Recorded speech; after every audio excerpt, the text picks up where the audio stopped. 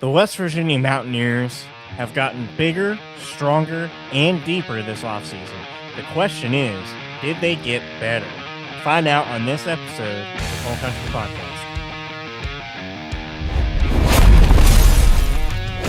You are now entering Coal Country. Ladies and gentlemen, welcome back to another episode of the Whole Country Podcast where we discuss everything WVU sports. I'm Ramsey McIntyre. Joining me as always, Tyler Cobb. Tyler, been busy, but how we doing? I am happy to be here in the everlasting words of Matt Howe, even though he hasn't been with us the past couple of recordings, but excited for this one. We got a little spring preview. Rich Rod is coming out with a little press conference tomorrow for us, today for you guys watching, unless you're watching after the press conference. Situational. But situational, but spring ball is here is what I'm trying to say, and I'm excited. Yeah, I'm excited for it too. Got a lot to talk about here. Again, excited to be back. We need the other guys on. It's been rough, but Indeed, it has. Still having fun on the pod. So that's what we're here to do. Here to talk a little spring ball. Before we get started, very quickly, please like the video, comment, help us out in the algorithm, subscribe to the YouTube channel, follow Instagram, follow X. We're doing really well on X. We're pushing for 1,000 followers. How many did you say we had earlier? Around 850. So we're just under 850 on X. So pushing for 1,000. Push that up to 1K, and then don't forget about our Spotify. This will be over there as well. So now, with all that said, let's get started talking some spring ball. I know you're really going to lead the conversation here. I'm excited to figure out where it goes. So let's talk. We have got a lot to talk about. You know, I think the main goal. Actually, I'll just ask that straight out because I've got that written down in the notes. Is what does a successful spring look like to you? Before we get into position battles or anything like that, what does a successful spring ball look like? So for me, you know, I had never really gone to many spring games until the last couple of years. And what I always like to look for is physical confidence a lot of the time in the guys on the field. So, you know, if you were getting a little bit of a rhythm in the run game, or you completed like 3-4 passes in a row on offense, you know, on defense, we're hitting hard, we're tackling, because, you know, like, you don't want to hurt our guys, but at the same time, you need to bring the physicality and bring the hard edge mentality, right? So that needs to be there. And a lot of the time, you know, the past few years I've been there, if I leave and I feel good about the way we looked, that's successful. And then also on paper, I mentioned this to you before we started, no injuries. You do not want to have any injuries during spring camp, training, in the game. You just don't want to deal with injuries, especially like, you know, a big name transfer or one of the quarterbacks. Like, you just don't want that. So, like, for me, no injuries, number one. But, you know, for the people going to the spring game, you need to go and feel good about what you just watched. And last year, it was just a brand new experience, right? New coach, new players, new system. Didn't really know how to feel all that much. So I'm looking for some continuity to carry over this year. Hopefully I can be there, but we'll see. That's what I'm looking for. And it really wasn't a game last year. You know, there was some game snaps, but, you know, it wasn't really a bunch of tackling, which is pretty typical for early spring ball. Like you said, the biggest thing I think coming out of spring ball is don't get any of the players injured. Now you have a couple players that are currently injured or coming off major injuries. Obviously, Teron Francis injured his leg, but I have been told, and it's public knowledge, I believe, that it was just minor. He should be back for some of spring ball, if not spring ball fall camp. Sir Paul Cheeks obviously had a major injury in his senior year of high school, so he probably won't be back till fall camp. So there are a couple existing ones, but don't take any more. Beyond that, just, you know, your little hook to this episode was bigger, stronger, deeper, getting bigger, getting in the weight room, getting stronger, faster. That was a big issue last year, is we just were not physically matching up well against many teams. Not getting pushed against Robert Morris should have been a big tell sign. So get in the weight room, get those weights pumping, and start getting stronger. And let me tell you, that is something that is happening. We've got 2 freshman linemen squatting 6 hundos. Kevin Brown squatted 655 the other day, and Cam to go for it 635. Those are freshmen. That Those, Sports Center video is crazy. We both saw that. yeah, And those a lot of you are guys probably have as well. That video was, impressive. 655 and 635 are impressive numbers for any locker room across the country, not just West Virginia. Those are impressive numbers for any locker room. So getting stronger, just physically being a lot better, and just continuing that. And then the last thing I want to say is just building chemistry. Last year, and we talked about this during our last episode, 5 reasons, and I think we gave 6 why West Virginia would be better than last year,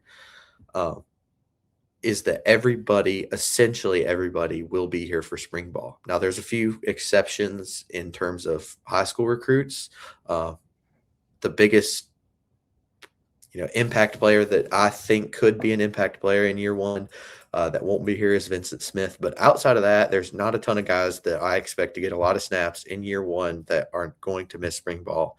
Every transfer will be here. That was not the case last year. You had half, maybe a little over half of the guys here for spring ball learning the language, learning the way Rich Rod runs things, and then they've got to teach that all over again when fall camp rolls around. You shouldn't have to do that this year.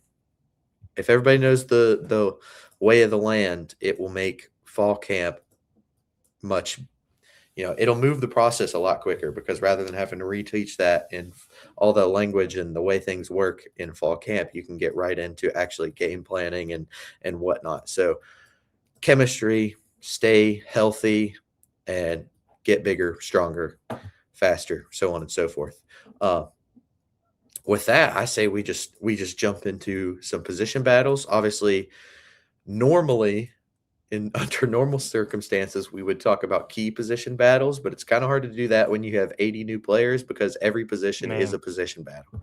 Right. So I don't want to spend too much time on every single position, because that would take. We don't have a solid idea yet. We need the continuity through the summer, especially, and really the first game to see where we're really standing with that. So yeah, I get you. That's what I make sure. So we'll just break down a little bit who the key players are going to end up be, some guys to keep an eye on, and then just some little tidbits along the way, whether that be about a position group, a player, a specific side of the ball, defense or offense. But we probably should start with the biggest group of them all, and what's going to be the talk of the town is quarterback. That seems to be the biggest question right now, is do you go with second year Scotty Fox, or do you go with incoming transfer Michael Hawkins? I can't remember exactly. I think we talked about this on the last episode, and I came out saying that Michael Hawkins would be my starter right now. Again, we haven't seen him. But we know that Michael Hawkins has his past experience with Oklahoma. We saw him play in their bowl game a few years ago. I did watch a little bit of that game at the time. And Scotty Fox has his experience too. Last year we had the injury bug. That's what it is, and that's why this spring it's so important. Like, we can't have that this year. We just can't. But right now, in my opinion, Michael Hawkins is probably the guy I would roll with, because Scotty is still a raw prospect. He I wouldn't call him a prospect. He's played a game. That's not what I'm trying to say. And it's just like, yeah, I understand what you're saying. He has a lot of potential, and a year to potentially learn from somebody who's been there for an SEC school could be beneficial for him. Now, I want the better guy on the field. I should preface that. If Scotty's like by far and away the better guy, let's see it. But right now, me personally, Michael Hawkins is probably that guy. So I said tidbits of information throughout the video. This is one of them, because this is one of the bigger position battles. Quarterback is, as you can't win a game with just the quarterback, but you can certainly lose a game with the quarterback. That's true. So I originally had Scotty coming out of, spring ball or fall camp as the starter, and that may very well still be the case. But I, like you, have started to lean Hawkins for a couple of years because I did some digging into tenure number one for Richard Rodriguez and found out that he never had a quarterback throw for more than 1,750 yards in a single year. So that includes, Wow. either best or second best West Virginia quarterback of all time, Pat White. That includes, gosh, I can't. Wow, I'm blanking. Bednarik. Bednarik. Well, Bednarik kind of lost the spot, and then Right. Marshall. There we go. Yeah. Sorry, I was blanking there for a second. None of them threw for more than 1,750, and I've mentioned here to put that into perspective. Garrett, run first quarterback, he threw for 2,300 yards, so he threw for more than any Rich Rod quarterback the first tenure. He also never had a quarterback throw for more than 16 touchdowns. Will Greer threw for 30. Now, obviously, very different systems, but I'm just saying. He doesn't necessarily need gunslingers or pocket passing quarterbacks, that kind of thing.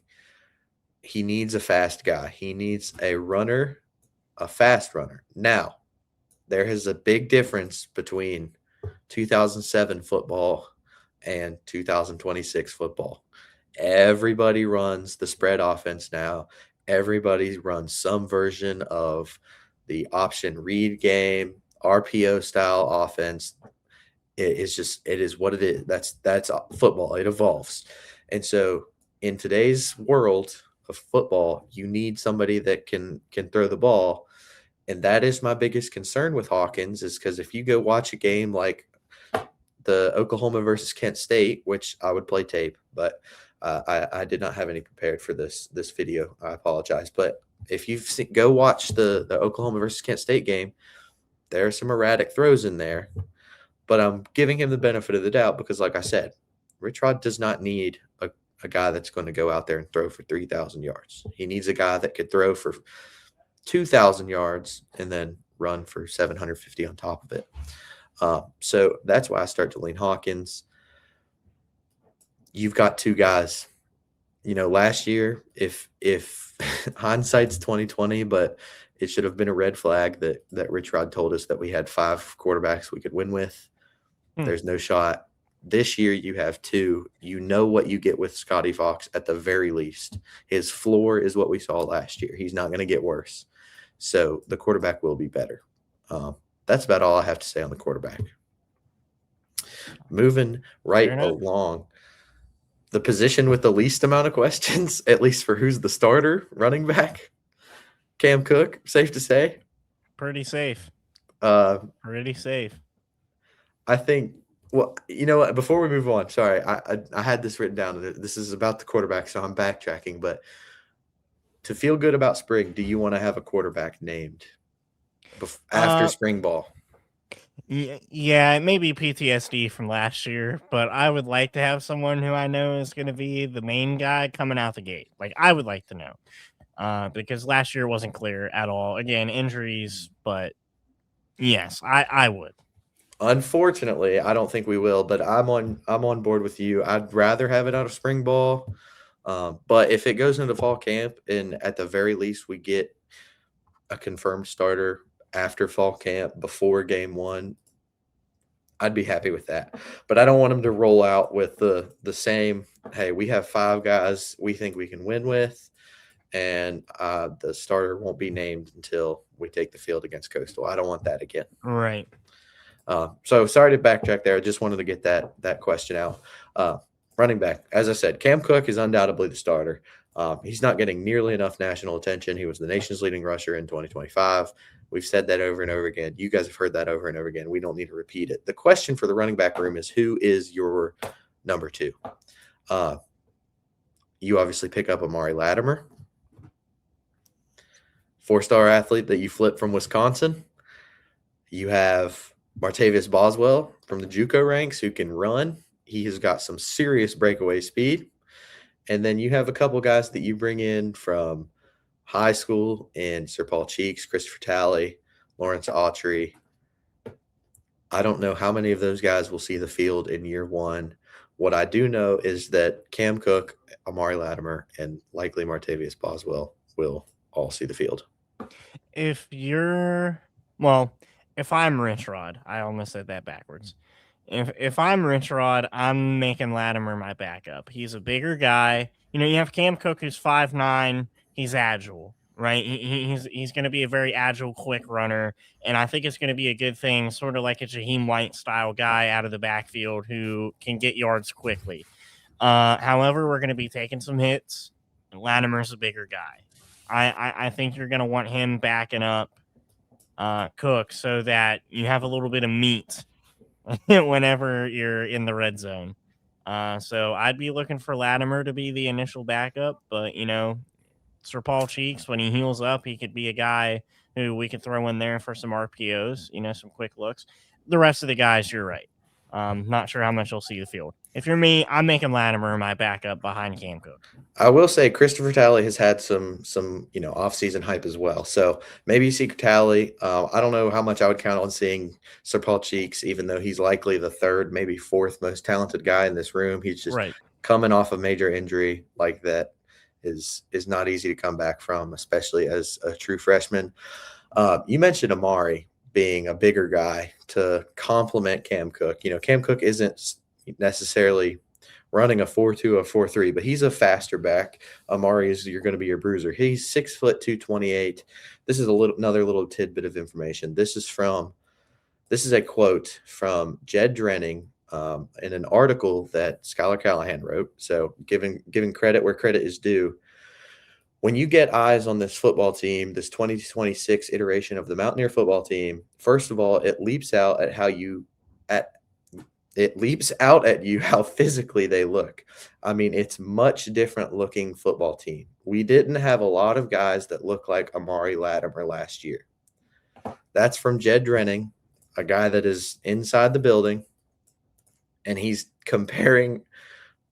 saying that somebody that is on the team this year is much bigger and stronger and faster than a bunch of the guys that were on the team last year. And he's talking about a true freshman. I mean, that kind of speaks for itself. You're 6 foot 220. You need somebody to emerge as the two behind proven running back Cam Cook. Latimer is going to be that guy. I do really like Boswell, but Latimer is more than likely going to be your number two. And that's about not much else to say on the running back room. You've got a clear one. You've got a couple guys that are extremely talented to compete for the clear two. Concern area number one. I'm confident about the quarterback room. I'm confident about the running back room. Concern area number one is the wide receiver room. You lose Cam Cook. We all knew that. Cam Vaughn. Cam Vaughn. They're both named Cam. My fault. You lose Cam Vaughn. Who is the guy? Now, I have openly said on X multiple times that if he can stay healthy, Jaden Bray is your guy. Yes. He has all of the tools in the world to be a number one if he can stay healthy. Behind him are a bunch of maybes, ifs, question marks. You bring in DJ Epps, Teron Francis, John Nider, and Prince Strawn from the portal. Well, Prince Strawn is a third or fourth year wide receiver. He played at Boise State, where he was not the number one guy, but he transferred to USC. Was kind of buried on a depth chart that was extremely talented with Micaiah Lemon and the company, and he also suffered an injury, so you don't really know what you get there, but what you've seen at Boise State is likely what you'll see here if that. John Nider, he's a big guy, 6'2", 196, extremely physical. I don't know if he can be a number one guy. DJ Epps is fast. He can play the slot. But again, I don't know if there's a very high ceiling there. The one guy that you look at and say, hey, this could be a number one guy is Teron Francis coming from LSU, 6'1", 207 pounds, 4-star athlete coming out of high school. He has very solid release, very solid route running. Can he be your number one guy if Jaden Bray can't stay healthy? The Right. reason I say question mark or problem or concern number one is because this room is a lot of ifs. Exactly. My initial thought, looking at the list over here of all the guys that we've brought in, and I'm with you. Jaden Bray is probably should be, if he can stay healthy, our consistent number one right now. I was gonna say for these spring games, I shouldn't even say game because so much happens in the spring game. It's to be determined if we even have a spring game this year. So yeah, I mean, like if we do, pay attention to who's out there for the first offensive series, really, because that's going to be the group that Rich Rod feels most comfortable in. And I guarantee you the entire time, it's not going to be the same. There are going to be all those guys are going to switch in and out, line up in different positions, the slot, whatever. They're going to be moving around, and that's going to be the position, in my opinion, of least continuity on this team, most likely, is figuring out who your consistent 2 or 3 best guys are in the receiver room. So I think you look at Jaden Bray, and like you said, it's a lot of ifs. You just got to play and figure it out. That's what we have spring ball for. So I'm with you. This is all to be determined, but if I had to pick 3 starters right now, I would go with Francis, Bray, and Kendrick Triplett. Triplett and Keon Hutchins, we did not mention, both run 4.4, sub 4.4 40s, are extreme speedsters. They're JUCO guys, so we're going to talk about that when we get to the cornerback room because that's another concern area. But how much do these JUCO guys contribute? Triplett is a guy I think could compete for a starting spot in the slot. He'll likely be going up against Cyrus Trough, Armani Weaver, and maybe DJ Epps if they slide DJ Epps into that slot position. But yeah, going to be a lot of moving around. This is one of those positions that we'll see. Even after fall camp, we might not have 3 confirmed starters. I mean, Yeah. it's going to be roll them out there and see what happens. I won't talk too much about the tight ends because it's Ryan Ward, 2 transfer guys, and a bunch of freshmen. You return Ryan Ward, who came on late last year. He's 6'4", 240. I expect him to be the starter. Cam Ball and Josh Sapp could give him a run for their money. But they're both older guys, so you know what you're getting out of him. Cam Ball's 6'7", 240. Josh Sapp's 6'2", 234. Sapp, the more receiving of the two. Tight ends aren't huge features in Rich Rod's offenses, but except in pit overtime games. Shout out Grayson Barnes, who forced OT. Again, like the receivers, this is just sit and watch. Those 3 guys are likely going to be the 3 that you see the field the most. I would not put money on very many other snaps from anybody other than those 3. We didn't mention we're in the running back room, Caden Luke as well. You got a fullback. And he's putting up numbers in the weight room too. Okay, I'm not going to put the graphic up because I don't know if I'm supposed to, but he's putting up some numbers as well. So don't discount Caden Luke as, a little blocking fullback or even getting a couple carries every now and again. But tight end room is tight end room. You got anything on that one, or you want to go to, most turnover in the offensive line? Yeah, let's move on to that. Just because, like you said, tight ends are tight ends on a huge feature on the offense. But what I do want to see out of tight ends in this system are run blocking. We need our tight ends to be able to really run block and work with the offensive line better than they did last year. The chemistry was never there with that line. Again, we'll get to it, but those are my thoughts. It's not really a receiving position in this system as much as it is a blocking system playing the team game. So we'll see. Indeed, we shall see. Biggest improvement on the team. And let me tell you, I think we have the chance to be special in on the offensive line. I was somebody who last year said I wasn't as down on the offensive line as most, and boy, was I wrong, because we had probably the worst offensive line in the country. Now, there is a lot of turnover. You lose all of the guys that you don't really want returning. No offense to those three guys. You do keep Nick Cray and Landon Livingston. Landon Livingston, I'm 99% sure, will be your starting center in game 1 against Coastal Carolina. Should be. Yeah. Landon Livingston, Eileen will be your starting left tackle, but you brought in a lot of guys that could give him a run for your money. Starting with freshman offensive lineman Kevin Brown, who, as we mentioned earlier, putting up 655 in the weight room doing squats. He's a horse of a man. There He's is a horse of a man. There is a reason that he was committed to a top 10 to top 15 program in the country in Penn State. It's because that's the kind of player he is. Now, there's a guy we'll talk about in a second that I was confident would start at the tackle position because I wasn't sure that we would get a freshman offensive lineman starting, but I'm convinced. I have seen enough. I find it hard to believe that Kevin Brown will not be starting against Coastal Carolina. He is that kind of player. He's ridiculous, but it really is. I don't know how to put it into words. The best way I can put it is we should be grateful that we have a player like Kevin Brown, because Absolutely. He is going to be of the Wyatt Milam type, right? He is that caliber of player. If he lives up to the potential in his ceiling, he will be that type of player. The transfers you bring in, Devin Vass, Wes King, Cameron Griffin, Amari Grayson, Karsten Cassidy, where do you go?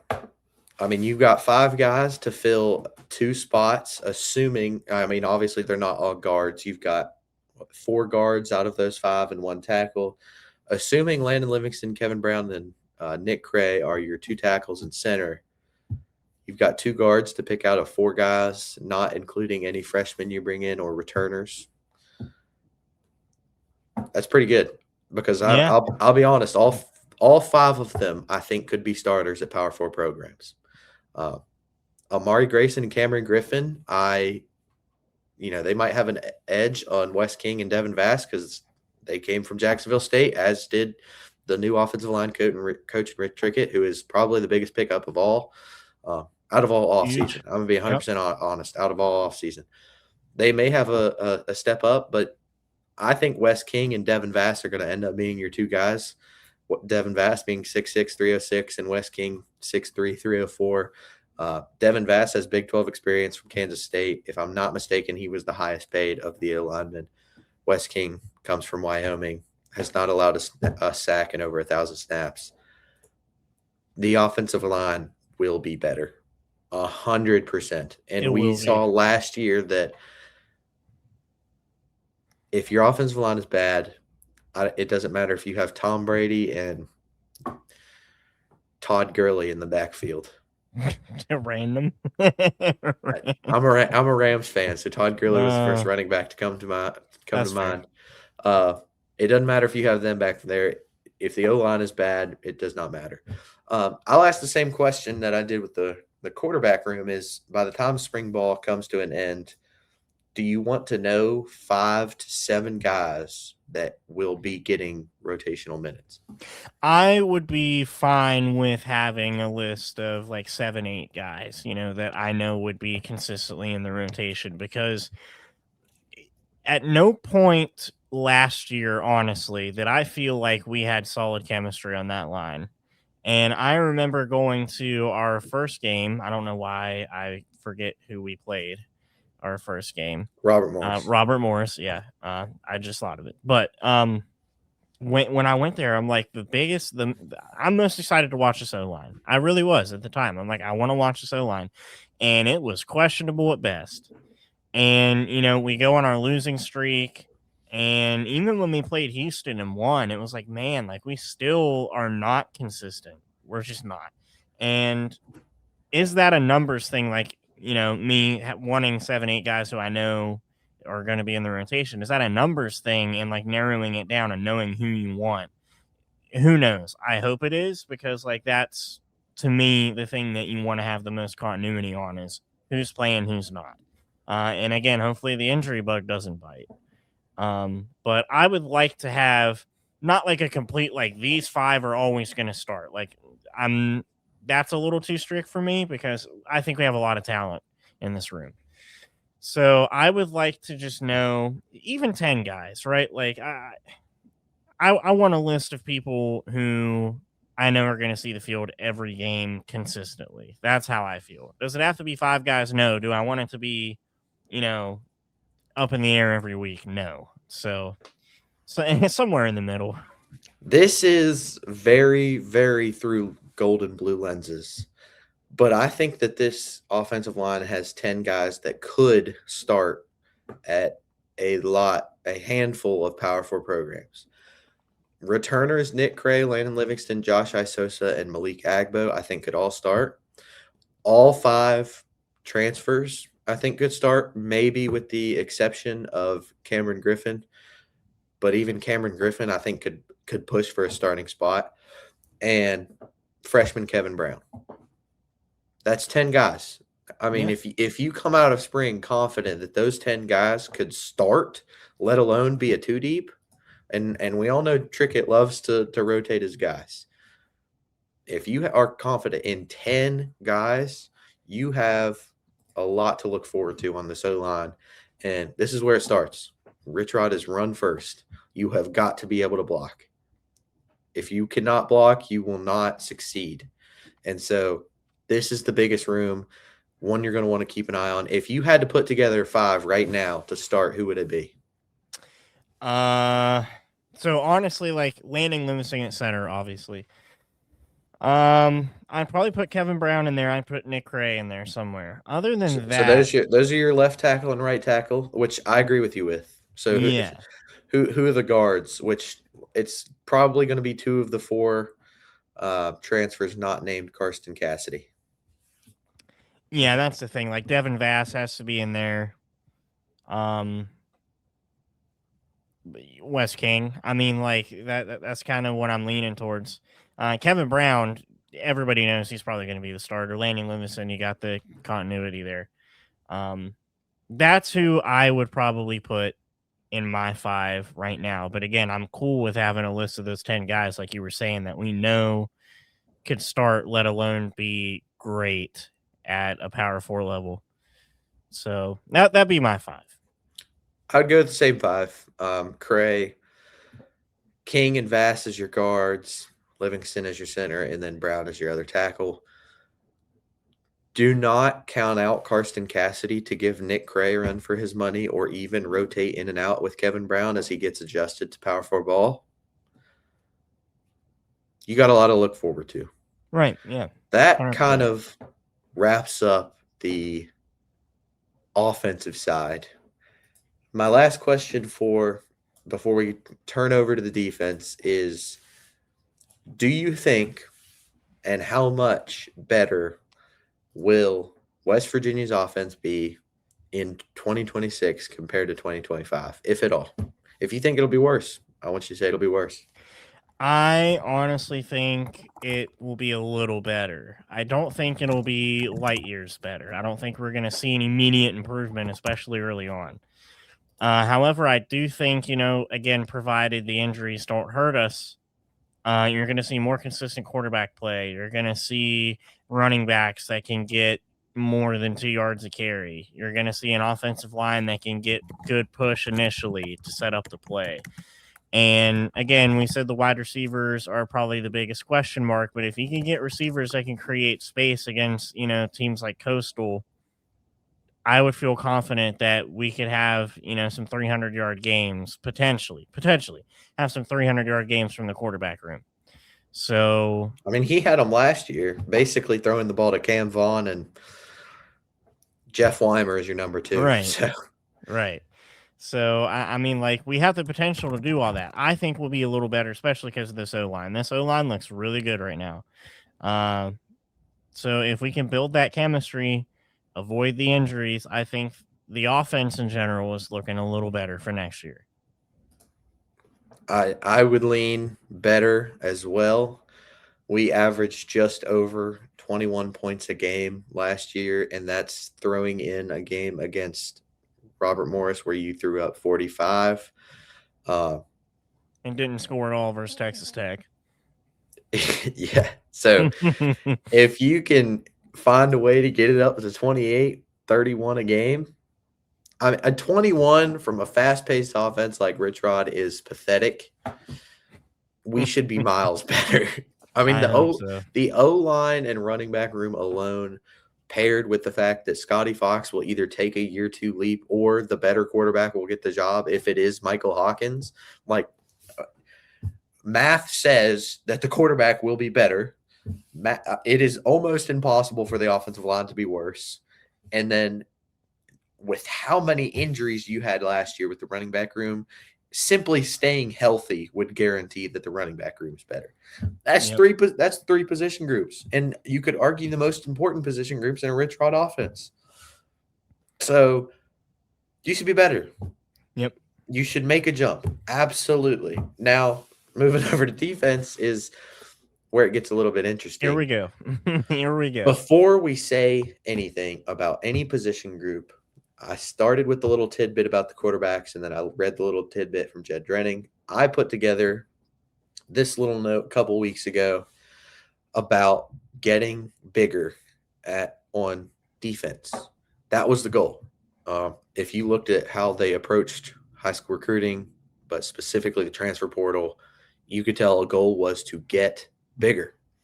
So, interior defensive linemen, we lost 0.3 inches in height, which isn't much, but as an average, we gained 2.3 pounds. In 2025, we had one defensive tackle that was over 300 pounds. In 2026, we have two defensive tackles that are over 300 pounds. At the edge position, which is bandit defensive end, which I believe, if I'm not mistaken, they changed bandit to just everybody on that side is listed as an edge. Plus 1.6 in height and nearly plus 10 pounds in that group. That's a big jump. If you're averaging everybody else out, that's a big group. And an even bigger notice in terms of the edge guys, last year you had two bandits and or defensive ends that were 6'4" or taller. This year you have 6 of them. 6 defensive ends or bandits that are 6'4" or taller. So you have one that's 6'4", 6'5", 6'6", and 6'7". Excuse me, 3 that are 6'4", 3 that are 6'5", 6'6", 6'7". You had a lot of length in that room. And pressure off the edge last year was a huge problem. A huge problem. You know, the secondary, we gave it flack a couple games, but it held up a lot for the most part. It's just the defensive line was not generating pressure very often. We found it very hard, which is kind of ironic because we were very high in terms of amount of sacks early in the season comparative to our Big 12 brethren. Linebackers, they gain almost an inch in height on average and 2 pounds on average. The bigger addition again is last year you had one linebacker that was taller than 6'3". This year you have 4 linebackers that are taller than 6'3". Again, adding to that length, more athleticism, more length, more strength, more speed, all around, getting bigger, getting faster, which goes back to what Jed said. If you look at the team this year and look at the team last year, it's unrecognizable. Finally, defensive back, which is who I'm most concerned about, but they did address what their concern was. They did not get very much bigger, but they got taller. Last year, they had one DB that was 6'2" or taller. This year, they have 5 defensive backs that are 6'2" or taller. Those are some big, long, lengthy defensive backs. That was the goal. I mean, it was very clear that this staff wanted to get taller because that was an issue last year in terms of the secondary. So if you get into position battles, it's very difficult to determine where they're going to go on defense because there's just so much turnover. So I don't want to name a ton, like everybody in the room. I just want to give a couple guys I think will take jumps, a couple key transfers, get your opinion who you think will end up being the starters, so on and so forth. You typically are going to have, 6 or 2 guys that are playing the defense tackle, nose guard, nose tackle position, 2 guys, whether that be a bandit or defensive end, if they're combined off the edge. Returning in the defensive line, we'll start on the interior defensive line. You've got Taylor Brown, Brandon Caesar, Nate Gabriel, Corey McIntyre, and Wilner Centellamack. I was very concerned about this room, and I still am. It is a big question mark, but there's a lot of talent here. Nate Gabriel and Corey McIntyre are 2 guys from the Neil Brown regime that they were very high on. Almost everybody else, I don't know why I call it a regime. That's just what came out. Everybody else almost from the Neil Brown tenure is gone, except for these 2. Now, there are some exceptions elsewhere, but except for these 2, Rich Rod sees something in them that he wanted to keep around. Zach Alley sees something in them that he wants to keep around. So spring ball comes around. This is a spring preview. Keep an eye on the 2 returners. They came on late last year. They've had some injury issues in their past, but Nate Gabriel, Corey McIntyre, watch out for them. Other returners you're going to want to watch, Brandon Caesar, Taylor Brown, and Wilner Centellamack, all pretty highly recruited out of high school. Didn't see a ton of time last year. Taylor Brown especially is a guy that I think makes a huge jump this year on the interior D-line. All 5 of those guys I think you'll end up seeing time. KJ Henson and Jalen Thomas are the 2 JUCO pickups. Again, I don't know how and Darius Wiley as well. I don't know how the JUCO pick guys are going to play out. I've watched a ton of tape, and it is easy for me to sit up here and say that, hey, these guys look great on tape at the JUCO level, but Power 4 is a different beast. So, what do you make of that? Off the edge, basically all transfers. David Afogo from Bowling Green, Ezekiel Durham Campbell from Coastal, the beast of a man that is Toby Hostrip. Oh my gosh, man. He's there. He has the potential. We just need to see it. It needs to come out on the field. Harper Holloman from Western Kentucky. Those are the 4 edge guys you bring in. I talked about Wilner Centellamack and Brandon Caesar. Those are 2 guys that'll be defensive or coming off the edge as defensive ends or bandits as well. But they're all kind of grouped together. Impossible to pick 4 guys that will get most of the snaps. Zach Alley's going to rotate them in and out. If I had to pick 4 guys right now, it'd be Nate Gabriel, Corey McIntyre on the interior, and then Toby Hostrip and Ezekiel Durham Campbell off the edge. But like the O-line, I think this is less about picking the starters right now, determining the starters in spring camp, and more about finding 8 to 10 guys on the interior and the edge that you think are capable of getting pressure, run stopping, so on and so forth. And I think that there's at the very least 8 guys there between returner. Every single one of the returners I think could make an impact. That's Taylor Brown, Brandon Caesar, Nate Gabriel, Corey McIntyre, Wilner Centellamack. 4 of the 5 transfers I think can make a major impact. David Fogo, Ezekiel Durham Campbell, Toby Hostrip, Harper Holloman. That gets you to 9. And then if you hit on one of the 4 JUCO products in KJ Henson, Jeremiah Johnson, Jalen Thomas, and Darius Wiley, 9, 10 guys. There you go.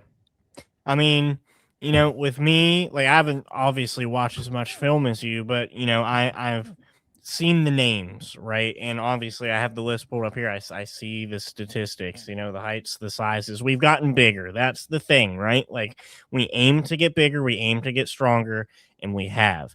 I'm with you on the 4 guys for the line. Those 4 guys will probably be my starters too. We're going to have to look at the returners for continuity. It's going to be a big thing.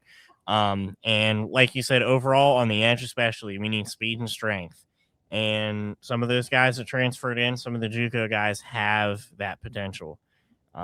So Overall, with the D line, I'm not sure how to feel about it yet. A lot of it is going to come from feeling out the process over spring, if we have a game, and then how we look against Coastal.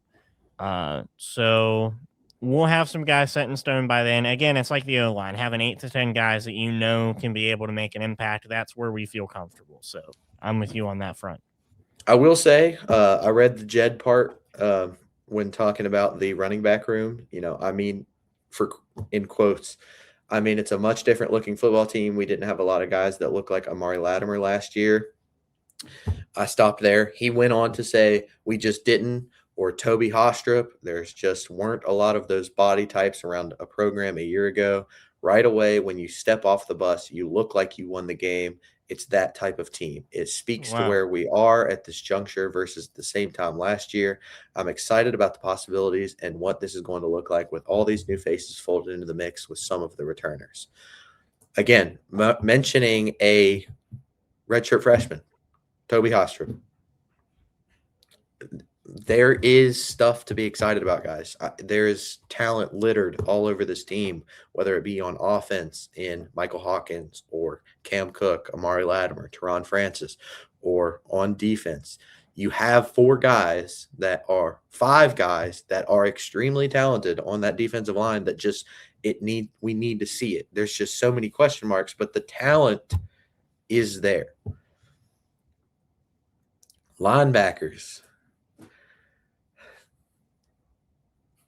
Concern area number 2 or 3. The fact that we have to say 2 or 3, man, it's not fun. It is not fun, but we both said last year that we see through golden blue colored lenses too often, and we should try to be a little bit more realistic. This is a room that I am concerned about. Yes. You return Ben Cutter, Cam Torber, Ashton Woods. You bring in Jason Hall, Malachi Hood, Isaiah Patterson, and Tyler Stolsky. 1, Malachi Hood being from Power 4, Illinois. The 2 being from G5, Patterson from UNLV, Stolsky from FAU, and then 1 being from the FCS and Jason Hall. And then you have freshmen Cameron Dwyer, Antoine Sharp, and Trey McLaughlin. Like a lot of the positions, it's going to be extremely difficult to pick who your guys are right out the gate. There seems to be a lot of I don't want to say hype. That's not really the word I'm looking for, but promise or expectation out of Tyler Stolsky. He fits that Chase Wilson body type, play style, very similar. Will he be one of the starters? I don't know. He's coming from a G5 school and a very low-level G5 school at that. No offense to the FAU fans out there, but they aren't exactly a G5 powerhouse. Jason Hall, you bring in from an FCS school, and he wasn't even the starter at the FCS school. Are they that confident he can make a jump? Was he just brought in to be a depth piece? Could he push for a starting job? I don't really know. Malachi Hood and Isaiah Patterson are talented. They've shown flashes, but inconsistent. And then you talk about your returners. Ben Cutter was not the starter last year in a linebacker room that was okay at best, really struggling to tackle. And Ashton Woods, who didn't see the field a lot last year, but has the talent to push for a starting job.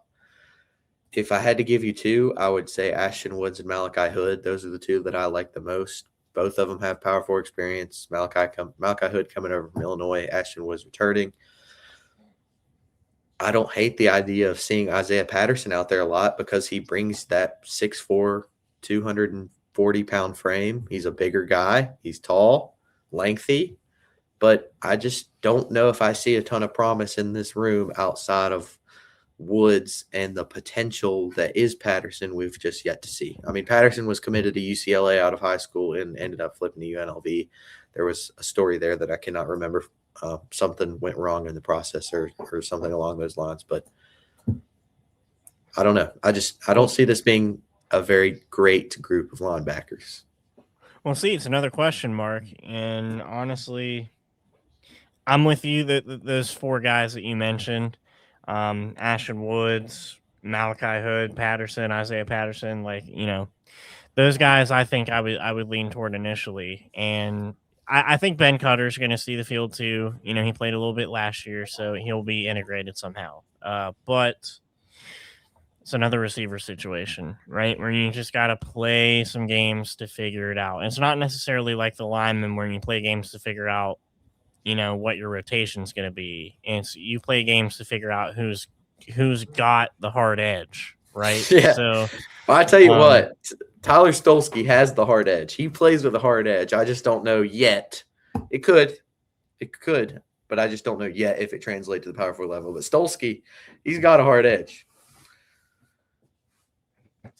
I mean, it's got to show up in the games, man. I'm with you. I honestly like what I see mentally from these guys. Seeing the social media videos and all that. Like, it looks promising. Our social media team does a terrific job. Let me just put that out there. They do. They do indeed. But yeah, it's gonna be just one of those things. We gotta see it in the game. We gotta see execution. We gotta see hard hits. We gotta see tackles. We can't be missing tackles like we were. I was gonna say, when you're looking at spring, one of the biggest things you're looking for is, do they address the problem areas of the previous year? Right. And one of the biggest, issues last year was tackling. Well, if they do have a spring game, if you guys can go, if me and Ian get to end up going to the spring game, there's not a ton of tackling in a spring showcase. Right. It's just how it is. That's just how it is around the country. So this is one of those groups that, you want to keep an eye out on specific players. Do you see Woods take a jump? Does Patterson live up to his potential? Can Malachi Hood become that guy that he wasn't at Illinois, but he was a rotational piece? Even though he's a rotational piece, can he take another step? Can he be that guy? Does Stolsky translate to the next level? But you can't see what we really want to see is, are they that much more athletic, which was a problem? Are they that much better at tackling, which was a problem? So this is a group that you probably won't know a whole lot about until game 1, game 2 of the season. Let's talk about that cornerback room, man, and safety. This is where, gosh, the little, it's not working very well. Y'all can see my West Virginia flag in the background right there. I'm trying to point to it. Dude, I was looking at it earlier. It kind of looked like the Jerry West NBA logo. I was this is crazy. Right there. It is a little West Virginia flag in the background. So there's a throwback one down below where his name. Yeah, there is you can see it a little bit. You can see the baby blue. That little rant. Corner room. This is something to be amazed at. I don't know what to say. I'll be honest. If I have spent the most time watching any and all tape I can find on every guy that returns or is transferring in or is a recruit, I have done it, and I'm just not confident in this secondary for the safety or cornerbacks room. I will say I was until, and this is TBD, I was until they moved Jameer Latimer,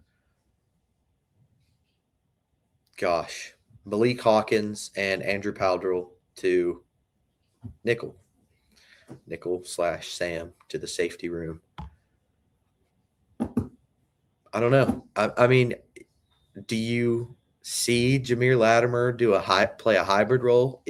Does he line up out on the outside every now and again? Is he your starting nickel? Do you see Malik Hawkins line up outside every now and again, and he's your backup nickel? What is the rotation here? Because it could be what happens early on. A lot of moving guys' positions and rotationally just figuring it out. Like it's going to be a lot harder on defense, I feel like, than it is on offense. Trying to find the guys in their correct positions and putting them in the best place to succeed. It's going to be hard for Zach Alley to figure out, especially again. We're having a year with another 80 new guys, so yeah, another he has his hands full again, especially on defense. So. Man, I just don't know. You bring in three JUCO guys in the secondary as a whole. I'm grouping the safeties and corners as a whole. Damon Allen, 6'3", 190. He fits the getting longer, taller. Rayshawn Reynolds, both from Hutchinson. Also 6'3", 180. And then safety Demare Williams, who's 6'1", 200. Damon Allen and Rayshawn Reynolds, can they be cornerback 1, cornerback 2 on the outside coming up from the JUCO ranks? Dude, that's a question. Shams, I am going to butcher your name. It was like chemo last year, but I apologize if you're watching this, Shams. I really hope you are watching this. That would be awesome. But if you are watching this, I apologize for butchering your last name. But Shams Diagne from Georgia State had his moments, but like Malachi Hood, Isaiah Patterson in the linebacker room, just felt a little inconsistent. I didn't exactly get the sense that he was press man, put him on an island and expect lockdown coverage. That's not the vibe I got from Shams Diagne. And Jair Rollison from Kent State has the same problem we had last year, is that he's just smaller. He's 5'9", 188. He got burnt against Texas Tech. I mean, burnt several times. He did not have very many opportunities. He had 3 games, but in retrospect to this whole season, that's not very many opportunities to play Power 4 competition. And when he played Power 4 competition, it did not look great. So what do you make of that? That's the corners. I mean, if assuming Jameer and Malik Hawkins go to that safety room, and Andrew Powdrell go to that safety room, you're looking at Shams, Jair Rollison, Damon Allen, Rayshawn Reynolds. Can you get one of the returners that are Nick Taylor, Keyshawn Robinson, Shamaris Bomar to step up? Can Vincent Smith, while missing spring ball, step into a CB1 role right away? I don't know. If you had to ask me to pick 2 corners as of right now, I would say Nick Taylor and Damon Allen or Shams. But if those are the 2 guys, no offense to Nick Taylor and Damon Allen, but I don't know if we're going to be locking down other teams' receivers. And then you look at the safety room. This is where I actually think you have a lot of talent, which could help the corner room. You have Jacob Bradford. You have Matt Sieg, who will absolutely be seeing the field. I think Matt Sieg is getting covered up in all the Kevin Brown talk. Like, they both come from Penn State. I don't think we're not talking enough about Matt Sieg. I mean, he has the potential to be the best player on this defense next year. And that's not an overstatement. I don't know if people think that that's an overstatement. I don't think that's an overstatement. I think Matt Sieg can be the best player on this defense in year 1. Jacob Bradford, huge potential. Jacob Bradford from LSU, 4-star athlete out of high school. He's still very young. He doesn't have playing time. You bring in Kamari Wilson. He's been all over the place. He showed what he could do at Memphis, but at his Power 4 stops in Florida and Arizona State, he wasn't exactly eye-popping. So you're relying on young guys, Jacob Bradford, Matt Sieg, maybe Vincent Smith, Nick Taylor, who's a 3rd year, but only his 2nd year in Power 4 ball. Kamari Wilson, if he steps in it, I imagine Kamari will get one of those starting spots. It's just it's all over the place in terms of who will be what, because you move Malik, Jameer, and Andrew Powdrell to nickel, and you have no clue what the cornerbacks will be until game 1. I'm gonna be honest, I don't even think spring ball will tell us much about the cornerbacks and who will be starting. And I don't know if I'm too confident. If I had to pick who the starters will be for game 1, I think it'll be Nick Taylor and Damon Allen as your corners, and then Jameer Latimer as your nickel, and then Matt Sieg and Kamari Wilson as your 2 safeties. Yeah. Those are the 5. If I had to go off talent, I would put Jameer Latimer at corner, pair him up with, Vincent Smith is extremely young, but if you can ease his way into it, let's assume towards the end of the year, I wouldn't be surprised if you see Vincent Smith take a spot. Maybe Damon Allen turns out. So Vincent Smith, Damon Allen, Jameer Latimer still your nickel, and then you have Matt Sieg and Jacob Bradford as your safeties. I mean, that's a talented group. It's just young, a lot of question marks. I don't have much more to add there because you're right. Question marks. That's kind of the theme of what we're talking about here in this secondary. So it's like you got a few bona fide guys, Matt Sieg being one of them, but like it's going to be a huge feeling out process. So one thing I will say, number one, JUCO guys in general, right, may not have the power experience, but I guarantee you they have work ethic. If that's one thing they have, it's work ethic. And number two, especially, well, defensively, Zach Alley is a coach who is going to put them in a good position. Like, it is what it is. If they want to succeed, Zach Alley is going to be a guy to put them in a position to succeed. So we have these question marks. It may take a while to figure stuff out, but we have the tools in place, and they have the physical tools to succeed. They just got to use them. If I had to pick a group on the team that I think will be the worst of the position groups, it would be this corner room, not necessarily safety. There's, especially if you're considering Jameer and Malik Hawkins safeties paired with Jacob Bradford, Kamari Wilson, and Matt Sieg. That safety room has the potential to be very, very good. But the cornerbacks room, assuming those guys aren't in it, I'm very worried about this. The cornerbacks room could be rough. What will help is if you're getting pressure. We talked about the D-line already. Look out to see if the D-line is getting pressure, and that gives the corners less time that they have to cover. That was a big problem last year. But at the end of the day, it has felt like forever since West Virginia has had a good secondary. Talking specifically corner, I don't know if this is the year that we see it. I hope that they prove me wrong. Oh, gosh. I don't have much else to add here. You're speaking my mind when it comes to these. Speaking the mind. That's the defense. Let's same question.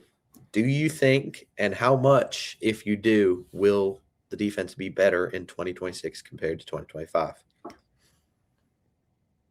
Man, this is a loaded question because we have guys that we know are good on the defense, but at the same time, there's a good mix of guys who just don't have the experience or we don't know enough about them yet, right? Like there's a lot more of those guys than we have bona fide players that we know of right now. So I don't really know if I can sit here and say we're going to be better or even like, I don't know if I can sit here and say we're going to be worse. So like for me, I'm going to say, yes, I hope we're better. We have the guys, we have the tools, we have the equipment, we have everything we need to be better. But there's not enough information yet here. There really isn't. Like on offense, we have a better idea of what we're looking for. On defense, it's a lot. There's question after question.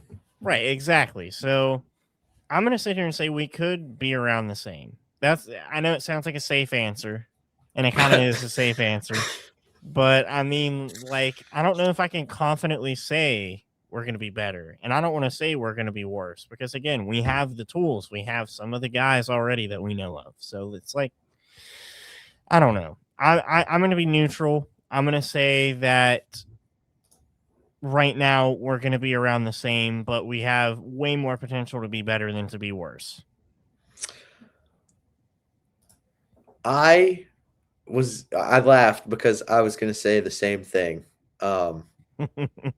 I think we could be right now. I would just safely say that we will be the same, but in a different way. Last year's defense was heavily reliant on turnovers. We forced a decent amount of turnovers, which was something we weren't getting under Leslie and Neil Brown. That wasn't something we were getting, and we forced several turnovers last year. I mean, if you think back to the Ohio game, the only reason we were in it is because Parker Navarro was turning it over like crazy. If you think about the BYU game, the only reason we were within reaching distance was because Fred Perry forced like 2 turnovers within the red zone. Right. I mean, and that carried out for a large part of the season. The pick 6 against Houston, there were, I think, 1 or 2 against Arizona State. The turnovers stacked up. I don't know if you'll see that many turnovers, but I think you'll find a way to be better at something else. I think you'll be a better edge rushing team, or just pass rushing team in general. I think you'll get way more pressure than you did last year. You had Jamori Robinson be the biggest letdown in West Virginia transfer history. I don't know if Toby Hostrip is that. Toby Hostrip, I think, will be a hell of a player for West Virginia. Nate Gabriel and Corey McIntyre, I expect to be some decent guys in the middle of that defensive line. And then you follow that up with several young guys that have the talent. They just need the reps. That's what you're watching for. Find something that they can be better at, even if they're not quite as good at forcing turnovers. Can the safety, he muted himself. I think he sneezed. Man, that was a bad one. There was a lot of pressure built up. Can the safeties help relax some of the pressure that the cornerbacks will be facing? Because if the cornerbacks aren't very good, you at least want to have a good safety room to help at least back them up. The linebackers, can they at least tackle better? If you can tackle better at the linebacker position, Right. That's a win. Even if you're just as, I don't want to say unathletic. They're all D1 athletes. They're freak athletes for a reason. They're there for a reason. But in terms or in relation to fellow D1 athletes, even if they're unathletic, if they can tackle, they're better. I mean, we couldn't tackle to save our lives last year. So some games were bad. If you can find a way to generate a pass rush and tackle better, even if you don't force as many turnovers, you're better. So, just some things to keep an eye out for. I'm going to roll with you and say that we are about the same. Don't give up 49 points to Texas Tech while also getting shut out is the goal. Yeah. That's a low bar to set. What a way to end the year. That's a low bar to set. Specialists. Jack Cassidy, Brian Hansen, Peter Notaro. I mean, you bring in the number 1 portal punter in the portal. That was a weird way to say it. You're going to have you should have a pretty good punting unit. And then you bring in Jack Cassidy. I'll be honest, no disrespect to the kickers last year, Cade Henson and whatnot, but I don't see a way where you're worse in kicking. You kind of missed Michael Hayes. Well, Jack Cassidy and Peter Notaro can both be very solid. You have Nate Flowers as well. Long snapper, McGuire Moss. Am I remember that right? McGuire Moss. Is that that's our long snap? Yes, that's as it is. I was remembering correctly. We are long snapper. You just remember that. We are long snapper. We are not wide receiver. We're not quarterback. We are long snapper university, and we stand on business with long snapping. That is crazy. Special teams in terms of kicking the ball, both on solid. Kickoff, punting, and field goals, extra points. We should be better. Just straight up. You don't really watch a ton of tape on kickers. You just look at what they are doing and what they're able to do, and you make an assumption. I have no idea. Your guess is as good as mine. Pick one of the guys out of the 100 and some on the team that will be a punt returner and a kick returner, and your guess is as good as mine. I have no idea. DJ Epps has some experience, and he's a guy I've seen thrown around, but who knows? Maybe it's Matt Sieg. I know he returned some punts and kicks in high school, so maybe it ends up being Matt Sieg. But the specialist room should be pretty good. I know we kind of skimmed over that, but no, it is what it is. I mean, I don't know if I should say you don't want to think about the specialists because on one side they're doing their job and that's what they're out there to do, right? You don't want to have to see them over and over and over again because then that means we can't move the ball on offense. They're silent killers. You want them to be silent killers. So it's indeed. I feel confident. We're picking up the number 1 punter in the portal. I mean, dude, Heck of a way to follow up Ollie Straw. Exactly. So, and I'll say this, just like with the quarterback, special teams might not win you games, but it can absolutely lose you games. yep. I know firsthand as a Rams fan that special teams can lose you game. Okay, we muffed 2 punts in the NFC Championship game, and I about cried. So I know it can lose you games. So just be solid. Just be secure in your special teams. Is the best way I could say it. Be good. Be decent. Don't be Tyler Loop. Don't be Tyler Loop. Don't be Tyler Loop. What should, before we're getting to wrapping up thoughts here. We've gone over some position groups, position battles, who we think will win the starting jobs. Basically, a bunch of question marks outside of a couple places. What should the expectation be coming out of spring, going into spring, coming out of spring for the 2026 season as a whole? Would you set a number that we should get to in terms of wins? Like with our schedule, like you're saying in terms of our schedule, just wins and losses, like a number that I should look for coming out of spring. At least 6. I want to say 7. I want to say 7 wins. I should feel confident coming out of spring that 7 wins is very obtainable.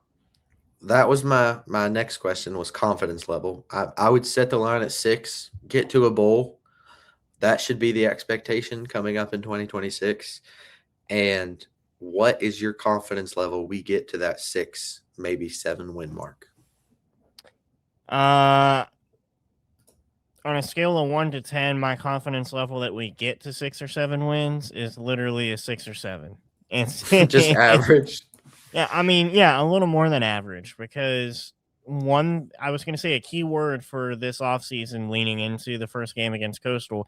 My keyword's continuity, as well as chemistry. Those two go hand in hand, but like continuity, like the coaching staff, Rich Rod's been here for a year. He has a better idea of what he wants to do. Zach Alley's been here for a year. He has a better idea of what he wants to do. And again, we have over 80 new players again, but the way we teach them, the way we train them is going to be better. And then, bringing in the recruits like Kevin Brown, Matt Sieg, those guys that we know that are going to be good. Your confidence level has to be a little higher overall. But we see with Golden Blue Blinders, right? We know the hardships that we've been through for God knows how long at this point, right? So I can't be too high on it. I can't be too high on us, So that's why I'm a silent confident. I'm a silent confident of 6 wins, 7 wins, somewhere in there. If the line is 6, if the sports book came out tomorrow and set West Virginia's win-loss line over, it'd be 5.5. At 5.5, I'm slamming the over, because my confidence level that we get to 6, not saying we get more, but my confidence level that we get to 6 is around an 8, maybe a 9. All right. We'll do floor ceiling here in a sec. We'll try to speed it up because we've been going pretty long now. But it's an in-depth episode. We haven't been on in a few weeks. Indeed. I am very confident that this team can get to 6 wins. Yes.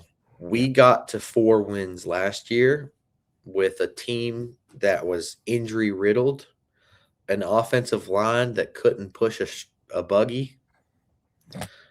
I mean, that's wild. They couldn't even push the buggies at Aldi without a quarter. Like, they'd be struggling to get that thing over the floor. Put that on a t-shirt, okay? That was a bar. I came up with that on the spot. I'm proud of that one. That was good.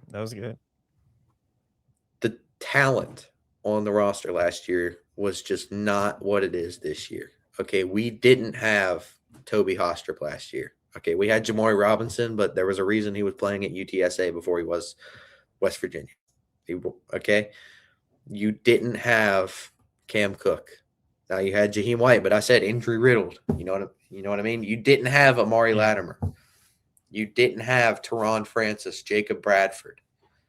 You had some guys. Fred Perry was a guy. He's one of the better guys we've had in the past few years. Right. But in totality, this roster is bigger, faster, stronger, more athletic. Kanye, Kanye. bigger, faster, stronger. This roster is better, okay? It is better. You are going to see this team win 6 games. I would put money on it. It's a better schedule than usual. 7 home games. You have 7 home games. So, with that being said, what's the floor? What's the ceiling? Floor 3-9. Really? Ceiling 9-3. I mean, just his flip-flopped opposite records. I mean, you're looking at some of those games like, Coastal. And, man, I can't even remember for some reason. I need to pull up the schedule real quick because I don't want to pull up the graphic that we have. Coastal? Schedule WVU football. Yeah, so it's Coastal, then UT Martin. That's who I was trying to think of. Coastal, UT Martin, pretty sure it's going to happen there. Virginia in Charlotte, neutral site. Your guess is as good as mine. Virginia has been a little weird in the portal as well. Oklahoma State, people are high on Oklahoma State because of North Texas, everything that happened there with them over the offseason. You got some tough games in there. You got Utah, you got Texas Tech and Lubbock. Like, those are going to be hard games. It is what it is. But you got Kansas at home this time. You got Houston at home this time. Those are huge. Cincinnati at home as well. That could be a little bit of a rivalry game, or as close to one as we're going to have this season. So I feel confident that, like, if everything goes our way, right? Like, we lose to Utah, we lose to Texas Tech, but knowing, like, we're going to lose to somebody like Virginia and then go out and beat Utah. Like, it's such a West Virginia thing to do. But, like... You mean, like, lose to Utah and then beat BYU? Like that type of thing. Yeah. Shout like out the basketball team, gang. I mean, just shout out next 4 out, baby. Giving us heart attacks week in and week out. It is insane. I don't know how you do that. You lose to Xavier, you lose to Utah, you beat BYU. What are we doing, man? And Kansas. I mean, they beat Kansas too. Dude, don't get me started. Like, you've been locked in on football a little bit here. I've been locked in on basketball. I could go. This episode's been long enough. But I could go on this. I am down to record another one after about basketball. Yeah, like, you look here at this football schedule. Iowa State's not going to be very good, even though it's in Ames, right? Iowa State's depleted. Penn State has become Iowa State, so they're rebuilding. They took an 8-4 team to the Big Ten. Yeah. Texas Tech, Utah, and one more loss on there somewhere. Like maybe at TCU, you can count that. But, like, other than that, like, 9-3 seems like a good ceiling. 10-2 if we're really feeling it, but I'm putting 9-3 on the ceiling. I just don't think with another 80 new guys we're going to be there locked in like that. And then 3-9, like, if what hits the fan, I think 3-9 is going to be around where we're at. If that really happens, like, everybody gets injured, Rich Rod goes through a divorce. I don't know, like, something. Something that has got to be a bad omen. That's got to be a bad omen. You can't just be saying that. Rich Rod, we hope that your marriage is good and well. And I apologize. I apologize, but, like, who knows? My goodness. I'm sorry about this, guys. I'm almost where you're at. I would go a floor of, and I was a little skewed earlier, but earlier a couple episodes ago when we talked about it unofficially, but officially talking about it now, pre-spring floor and ceiling. I have tempered expectations because coming out of 2025, you said, and we all agreed that almost every season we drink the Kool-Aid a little bit too much. Yeah. And we are always a little too high on the team. And the expectations just aren't realistic every now and again. So I'm going to go a floor of 4-8. If I think the proverbial what hit the fan last year and we still managed to scrape away 4 wins. I mean, that team was very capable of winning 7 games last year if injuries had gone better and we didn't have a situation on who was coaching the offensive line that may or may not have. I don't think that the best offensive line was always playing. I'll leave it at that. You could have put together 7 wins last year if you beat Ohio, TCU, Arizona State. Those were all winnable games if everything went right. So I don't see a way that we end up worse than last year in record-wise, especially with a favorable schedule. So 4-8 is my floor. You will beat Coastal and UT Martin. I think you beat Iowa State fairly easily. They've been depleted as all get out. They didn't bring a ton in via the portal or recruiting. It's just a tough situation for them. And then I think if in worst case scenario you split the Cincinnati-Kansas series, you get a win out of those two. Ceiling, I'll go 8-4. Could this team get to 9 wins? Maybe. But like you said, West Virginia is going to lose a game or two that they're not supposed to. Texas Tech and Utah are games that they're supposed to lose. So 1 to 2 games on top of that. I think you're looking at 8-4 as a ceiling. That would be, starting hot. You win against Coastal, UT, Virginia on the road, Iowa State, Arizona, and then you drop a game you're not supposed to. You drop the games you're supposed to, and then 1 in between, right? Right. So 4-8, 8-4, and if they go 8-4, it's a good season in my eyes. I mean, with as much turnover there is, and as many question marks and non-continuity there is in terms of the roster chemistry that has to be built, 8-4 is a good season. Get to 6 is the goal. Last thing is pre-spring record prediction. We said floor, we said ceiling, confidence level that they get to 6-6. What is the record going to be when 2026 is concluded? What is our record going to be? You want me to give my record prediction right here? Now. I want you to give it. We can change. This is pre-spring, right? Unofficial pre-spring record prediction. We'll change it as the season gets closer. Post-spring. But what are you thinking, leaning right now? I'm not asking you to go game by game. You don't have to do that. But no. 6-6 is what I'm gonna say. 6-6. Okay, I had us at 7-5. Last year I was an optimist. This year I'm going to be a pessimist, and hopefully we can meet somewhere right in the middle. That's kind of right in the middle is a good idea. 7-5. I think you found a way to get one above 500. Maybe win a bowl game and get to 8-5. But 7-5 is where I lean. And if we manage to go 7-5, I will be happy with the direction of the program. Fair enough. So basically, we talked about a whole lot of nothing for an hour and a half, and here we are. You gotta love it. That's what a podcast is for. It's what you guys are here for. Concluding that Rich Rod and his wife are going to remain in a happily wedded marriage for their days. Yes, I agree. My brain is very active right now. And I don't know why I find this kind of stuff funny, but it's when I think of. I would like to apologize for my recent behavior, but guys, I don't know. Yeah, I don't have much else to say. I know I did a lot of talking. We broke down pretty much every position group there was to break down and every problem, rhyme, or reason there was to break down. But Rich Rod is pressing tomorrow. He is coming out with a press conference tomorrow. That means spring ball is underway. There is a lot to be excited about for, football, and as much as we don't see it, basketball as well.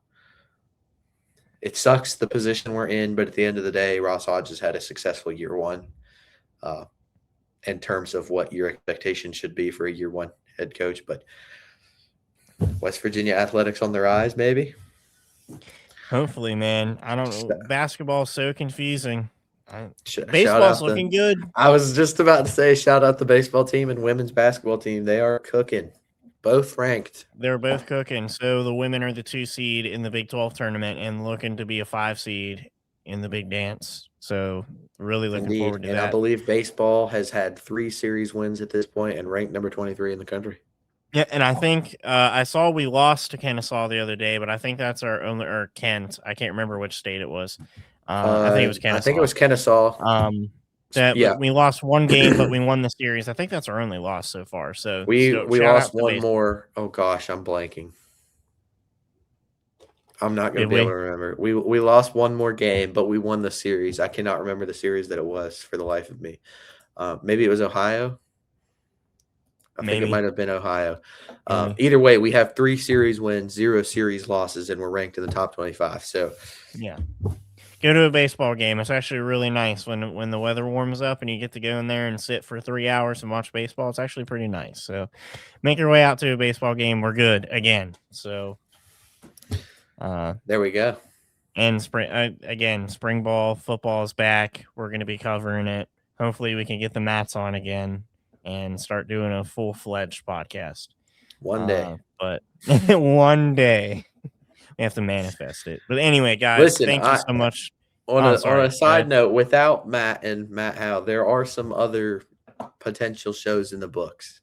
Hopefully, some guests we'll start having on soon and some fun topics to talk about in the off season, because there is no off season in college football, right? That's true. There's no off season in life. Remember that. There's no off season in life. No off season ever. Just remember to be able to push a buggy if you're an offensive lineman. That's true. And that's why direct flights to Cancun exist as well.